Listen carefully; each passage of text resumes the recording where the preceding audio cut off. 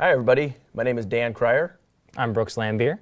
and we're here at Michigan State University for Impact Sports to talk about what, Brooks? The World Cup, Dan. The World Cup, baby. It's time for the 2014 FIFA World Cup, which this year is being held in Brazil, one of the most famous and how many times? 5-time champions? Yes, I believe so. Yep, it's the first time that the World Cup is being held in Brazil, and it's the first time it's been being held in South America since the 1978 World Cup, which was in Argentina. So the question I have for Brooks here is, are you excited? Oh, of course I'm excited. I mean, I love soccer. I've played soccer all my life. I'm ready for this. Next week's going to be crazy. What would you say is the number one most exciting thing going into the World Cup for you here this year? What do you mean, like team, or what are we talking about? Yeah, what do you think? I mean, there's a lot of good groups. People think, the U.S. is the group of death, but I think there could be, probably one or another group of death, coming in. How's the home team going to look? They're young. It's a team, as I said, it's a young team, and they're going to be coming in, and there's going to be expectations on their shoulders to do well. I mean, they have Neymar, one of the best players in the world. Yes. They have a lot of great players. Argentina with Messi. Messi going to live up to Maradona's, Exactly. height. What I think, this World Cup has everything. It has all of the historic teams. It has Spain, who won the 2010 World Cup in South Africa. And it has Germany, it has all the European powers, the Italy's, England is there. It has the South American powers, Uruguay's and more an up-and-coming team. It has, like you said, Lionel Messi and Argentina. So this year it has everything. The U.S., there's a little bit of controversy because new head coach Jurgen Klinsmann left Landon Donovan off of the team. So there's a lot of different things going on in the World Cup, a lot of different inter-stories to talk about. So, There's a lot of stuff. Yeah, so what I'd like to do today is just do a brief overview of each of the 8 groups. FIFA lets 32 teams compete. There's 4 in each group. So what Brooks and I are going to do is just start with Group A. We're going to go over the 4 teams just briefly and then explain what we think, who are the 2 teams that are going to come out of each group, because there's going to be 16 teams total that make it to the knockout stage. And then we're going to pinpoint what we think are the most important individual games from each group. So let's then get into the group stage. And Brooks, why don't you introduce the 4 teams that are going to be in Group A? Okay. All right, so in Group A we have Brazil, Croatia, Mexico, and Cameroon. So Brazil, obviously the host nation, highest powered as of May 2014 FIFA World Cup rankings, number 4 in the rankings. Croatia number 20, Mexico 19, Cameroon 50. So Cameroon's the weakest, obviously. Brazil, strong team with Neymar. They have Joe. They have Hulk, very good player.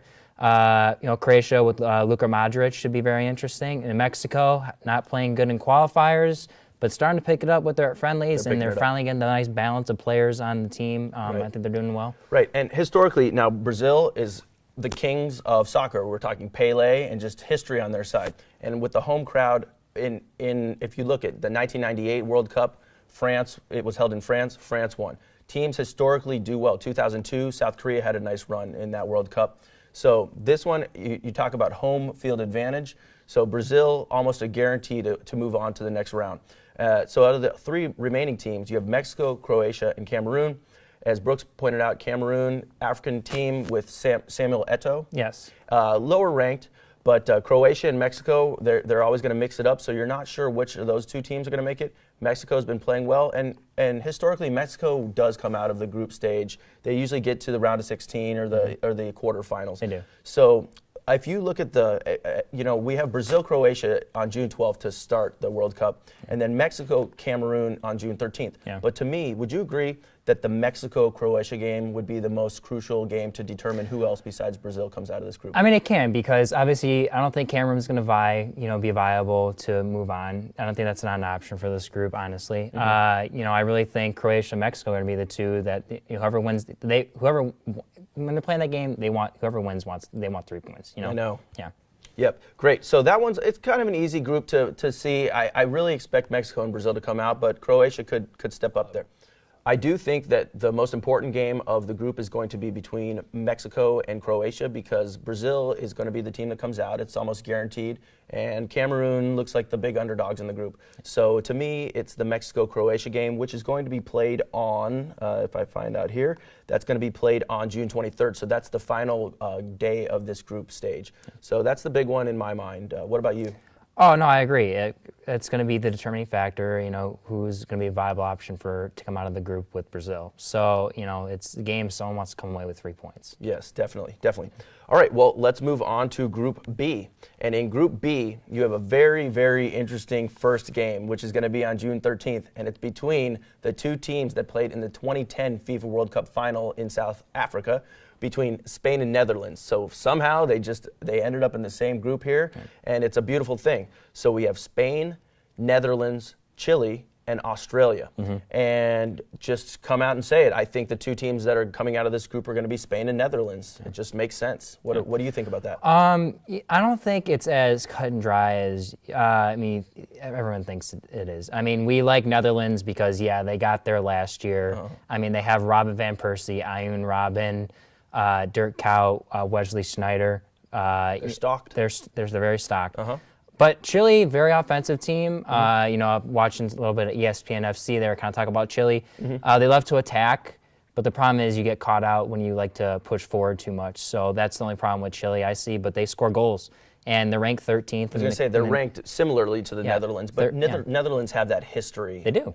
So, and that's really one of the big, X factors to me is how have teams performed in past World Cups, and really you just see if you study every 4 years, the same teams seem to come out each time over and over again. So that's where Spain has turned it on in the last 6-8 years and figured it out. And so Spain comes in as the number 1 team, and they're going to be a formidable foe. I mean, they really have everything. They have Iker Casillas is the best goalkeeper, I think, in the world. So, I mean, I don't like some of the stuff they've done, as we were kind of talking about earlier. I don't like that they leave on Diego Costa, and who's an older player. I mean, he did score 27 goals in La Liga, but he's got a hamstring injury. They left him on the roster when I think Alvaro Negredo would have been a good ad just to leave him on. He only scored 9 goals in the EPL, but he was a catalyst for Man City, in those rough times during the middle of the season. So, I think that could affect them later in the knockout stages. So, well, I'll be very interested to see once again on June 23rd. That's the last day of this group. Netherlands plays Chile in that game, and I think that could determine, because I'm pretty sure Spain is going to either get a draw or defeat Netherlands in the first game, and Spain will defeat Chile. Spain will definitely be getting 3 points against Australia. Australia, a lot of respect for them getting into another World Cup, but they've suffered some injuries, and they're a lower-ranked team. They came out of so really it's going to be between Spain and then Netherlands and Chile to see who comes out of the group. Yes. Okay, so let's move on to Group C. And Brooks, why don't you introduce that one? So we have Colombia, 5th-ranked team in the world. And then we have Greece, number 10. Ivory Coast, number 21. And we have Japan, number 47, which I know you said you're liking the Japanese now, even though they didn't do well in the last World Cup. Right. Japan only mustered 1 point in the 2010 World Cup, but they just played friendly against Costa Rica, who is a World Cup team, and defeated them 3-1. So Japan just seems to be a team. I've been keeping an eye on them. 2002, they've done well, and they seem like a very structured team. So I like Japan as a kind of a dark horse. Ivory Coast has Didier Drogba. He plays for Chelsea. Am I correct? No, Galatasaray. Okay, Galatasaray in the Turkish league, man. All right. Yeah. Yep. And so, but Ivory Coast has been to a few World Cups, and people are wondering, when is Ivory Coast going to break through? Greece, they were the surprise winners of the 2004 Euro Championships, so they've been kind of holding on to that for the last 10 years. And it's time to see, does Greece have what it takes? Because they didn't have a great showing in 2010. No. And then Colombia has a strange past, because you think back to 1994 when Colombia lost to the United States with an own goal, and the player was killed in his home country. So Colombia has a lot to prove, but who's the player that just has he's got a knee injury? Falcao, who had a great season for Atletico Madrid 2 years ago, transfers to AS Monaco, and which plays in French Ligue 1, which is the French Premier League, pretty much if you follow English soccer, the top tier. So, he's been in and out, but he's not going to play. I think that's the best move. Why waste a roster on spot? An injured guy. Yeah. So what game sticks out as the most important game to you in this group here? Well, I mean, I would say can we say every game for Japan? Probably, just because Very true. Japan could be hot and they could be just cold. They have the players, and they have the players playing in good European leagues where they can perform. just they underperform a lot. They played in the Federations Cup. They got crushed every game pretty much. Yeah. It didn't look good. Ivory Coast is another one too. I can't wait to see them play. I mean, they're an exciting team. They are. I mean, with Didier Drogba, Gervinho, very fast player, plays for AS Roma. Yaya Toure, great midfielder, very strong, powerful, great for Man City. It's going to be interesting. I think it's a crapshoot for this group. And it's a fun group because this is not a group of death. These are 4 teams, any one of which could come out, or 2. So this is just an exciting group to watch. This is the reason I really like the World Cup, because you get a group like this where you don't know what's going to happen, and they're very evenly matched. So I'm very excited about this one. Yes. Okay, moving on to Group D. This is a group of death, so aptly named. I know that people want to say that Group G with the United States is a group of death. That's true. This one is my group of death. It starts with Uruguay. They finished in 4th overall, and they got to the 3rd place game and lost to Germany in the 2010 World Cup. They have Luis Suarez, which is the most polarizing player in the entire tournament. He led the Premier League with 31 goals this year, and he's been known as a dirty player. He's been known as a racist player, but he's also known as a very good player. And they also have Diego Forlan, so Uruguay's in there. You have Italy in the championship. I don't care where Italy's ranked. I know that they're not even lower. They're in the top 15. They're 9. They're 9. But Italy wins the 2006 World Cup. Italy gets it done. Then you have England. England is just a team that people want to see do well, but they've been underperforming. And then you have poor Costa Rica. So sorry, Costa Rica. But between those 3 teams, Uruguay, Italy, and England, you have 2 of those teams are going to make a run into at least the quarterfinals, I think. Yeah, and Costa Rica can compete. Let's think CONCACAF. Sure. CONCACAF, USA, you got to play Mexico. Yeah. Got to go Honduras and Costa Rica. They're tough games. Also Jamaica as well. So, Costa Rica puts some players up. I think besides probably Belgium is my one dark horse, I would say England is. Yeah. I know everyone is like, all the English people are like, oh, like we're going to do bad. Typical, right. yeah. I love Daniel Sturridge, who played alongside Luis Suarez at Liverpool this year. Okay. Guy's 21 goals. Steven Gerrard, very good player. So, it's just going to be interesting to see what happens. Right. Italy always has the older guys.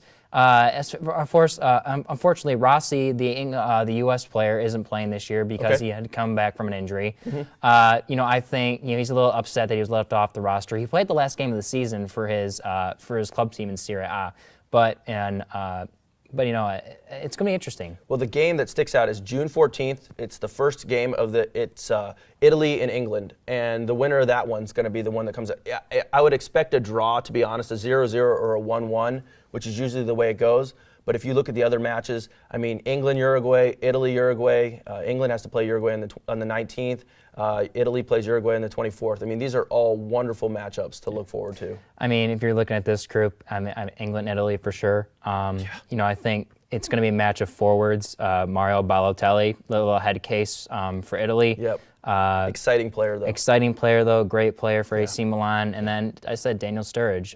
Is Raheem Sterling going to play too in the midfield? England has some players where they can go young. They can go a little younger than they have been a couple years last World Cup. Yep. So we'll see what happens. Yep. And Uruguay close to home, in South America. Okay. And so Brooks, why don't you introduce Group E? All right. Group E. We have Switzerland ranked 8th, Ecuador ranked 28th, France 16th, and then we have Honduras at 30th. So this is an interesting group. Yes. I think Honduras will not advance in this group. No. People like Ecuador, but Ecuador just lost in friendly to Mexico. Yep. It was 3-1, 4-1. So, obviously, I like the 2 powers, Switzerland and France, to advance. Right. Now, Switzerland made waves because they were the one team that defeated Spain in the 2010 World Cup. It was the opening match, and they won, it was, I think, either 2-1 or 1-0. Yeah. And so after that, Switzerland did not advance. So they had one good game, and then they kind of, But now they're up in the top 10, and they're the leader of the group when the picks came out in the draw. And France got in there, and France is playing really, really good soccer as a team. I expect France to be an exciting team this year. They only scored 1 point in the 2010 World Cup. They were just a dysfunctional team in the 2010 World Cup. So have you noticed something with France coming together as a team? Yeah, getting rid of Nicolas Anelka was probably a good one. Nothing was going right with him when he was in the squad. Samir Nasri, great player, not a team player just a though, troublemaker kind of. But yeah. They have this. France has a great player, 21-year-old, plays for Juventus in Serie A in Italy. Paul Pogba, great player. Pretty much you can do anything. The only thing that I've heard that he really needs to work on is his game in the air, his heading game. So, I mean, he can do everything. He can hit it from 30. He can hit it from close. He's strong. He's tall. He can hold the ball up top, which is what you want out of a forward. So it's going to be interesting to see how France plays. Well, then, I mean, I'm expecting France to really get 6 points, 7 points. Yeah. But Switzerland, Ecuador, it's a toss-up. Switzerland does play Ecuador in the opener of that match. That's on June 15th. Another good one, France, Switzerland on June 20th. So another group where not a group of death, but an exciting group.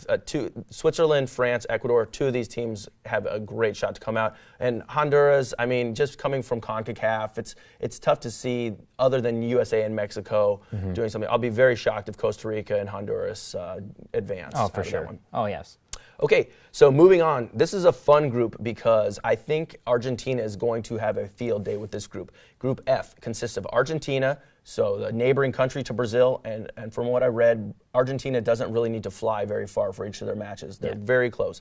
And then you have Bosnia-Herzegovina, making their debut in a World Cup. So, and they're known as a pretty good European team. They won their group in qualifying. And then you have Iran, not a bad team. Iran defeated the USA when they played in, I think it was the 2006 World Cup, when USA was not very good. And then you have Nigeria, which could be a good team. I know they won the 2013 African Cup, but Nigeria had such a poor 2010 World Cup, and they looked off. There was a red card in one of their games, and one guy missed a point-blank shot. So Nigeria has lost some of their magic. There was a time when we were talking the 94, 98 World Cup when Nigeria was that African power you didn't want to see, but they didn't perform well in 2010. So I'm looking to see Argentina just cakewalk out of this group and Bosnia to come out as the second place. What do you think about this group? No, I agree. I love one of my favorite players has to be in the EPL is Edin Dzeko for Bosnia and Herzegovina. Tall guy, very much like Paul Pogba, Great can scorer. hold the ball, can score, great in the air. And Bosnia and Herzegovina has some good players. The guy playing for Bundesliga, EPL, Serie A, Turkish League, good players, good quality. In Argentina with Lionel Messi and Angel Di Maria. He's got to show up, though. Messi, the pressure's on. He's on the cover of ESPN, the magazine. He just signed a new contract in Spain, and people are wondering, when are you going to show yourself as the champion, as the LeBron James of this era? Do you have what it takes to be that golden boot?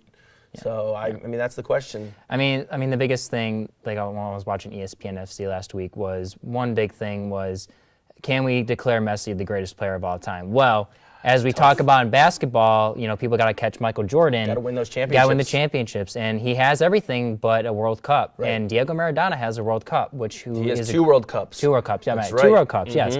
So that's. And Pele has 3 World Cups. Yes. I mean, and Messi, I think he only scored 1 goal in 2010 World Cup. Yeah. He's got to show up, and people saw. I mean, he was scoring at such a high rate at the Spanish La Liga, correct? Yes. He's the expert. But this last year, his scoring fell off a bit. It fell off. I think Messi was trying to prepare for the World Cup. I hope so. I'd love to see him perform. I mean, like he still scored a lot of goals this year. Yeah. In all competition, I think he had 41 goals I saw, which is very good. That's pretty good. Any player would love to have 20 goals. He had 51 last year. And, he's a great player. And I think he knows it and he wants it. It's just a lot of pressure. It's the same with the Brazilians. I think Messi's getting with Argentina. Yes. And same, as Ronaldo's getting with Portugal. This could be Cristiano's last time to do this, to take Portugal to a World Cup final. And also, Messi's getting up there too. And the only problem with Messi is he doesn't have the supporting cast like a Neymar does in Brazil. Cristiano's is no better. I would probably take Argentina over Portugal if he had to play. But it's a lot of pressure. So, Brooks, you mentioned a nice segue here into Group G. You mentioned Cristiano Ronaldo. So why don't you introduce Group G, which is the United States group, and a lot of people are calling it the Group of Death. So why don't you go through this one? So we have Germany at number 2. We have Portugal at number 3. We have the USA at 14 and Ghana at 38. Yes, and I would say that the United States has a lot to prove, being that Jurgen Klinsmann, he was put in as the head coach of the U.S. men's national team in 2011 after South Africa. He's made a lot of different changes. He's put a lot of young players, a few different German-American players like Fabian Johnson, Julian Green, and Jermaine Jones. And he has decided to leave Landon Donovan off of the team. So the biggest question is, who is the United States as a team? Do they have something, an extra ingredient to take them over the top? Because this is very difficult competition. I mean, what do you think that the chances are the United States can come out of this with these other powers? Well, let's look at this from a broader point. Okay. So we have a good goalkeeper in Tim Howard, and we have a good backup in Brad Guzan. Yes. Which is important. Your goalies need to be solid. Brad Guzan could easily probably be starting number one for some other countries. Right. You have good up top players. Josie Altidore, yes, he doesn't have confidence, but he can hold the ball up top. And if he can hold the ball up top, that creates opportunities He's a strong for Dempsey. Player. What else we got? Well, we have Clint Dempsey, very skillful player. If you've watched the ESPN documentaries with he's doing the U.S., the 30 for 30, Jurgen Klinsmann wants Clint Dempsey to be more of a vocal player. He was very, not to say he's a selfish player, but he's been very more about myself and then my other teammates. But no, I think Clint Dempsey stepped up in that role, and he's really become... He can shine. I like him. Yeah. That's the USA's first game on June 16th. So that's going to determine a lot. If the U.S. can pick up 3 points in that game, that's going to be a huge confidence booster. Because the other two teams, we're just talking huge powers. I mean, Germany is nearly a lock to come out of the group. Germany is what you'd expect, a well-oiled machine. Oh, yeah. All the players, name some. We got Schweinsteiger, and Thomas Müller. Yeah. I mean, all the good, just great. And Miroslav Klose is going to be on the team. He might be going for the record of the most ever goals. He's at 14 right now in World Cup goals. So they might get him in there just to knock in a few extra ones. I mean, offensively they're great, but defensively they're big and strong. Pierre Mertesacker for Arsenal, great player. Wonderful player. It's hard to score goals on them. Yep. And the thing about Germany too, with these top power teams, you have to understand the biggest difference is goal scoring chances. They connect on it, maybe not the first time, but it's also close the first time. Second time it's in. Yeah. That's the problem with the USA if you ever look when they play. It's chances because you need to get it the first or second. Yeah, and Germany does not miss their opportunities. No. And that then leads us to Portugal because Portugal has had what they've called the golden generation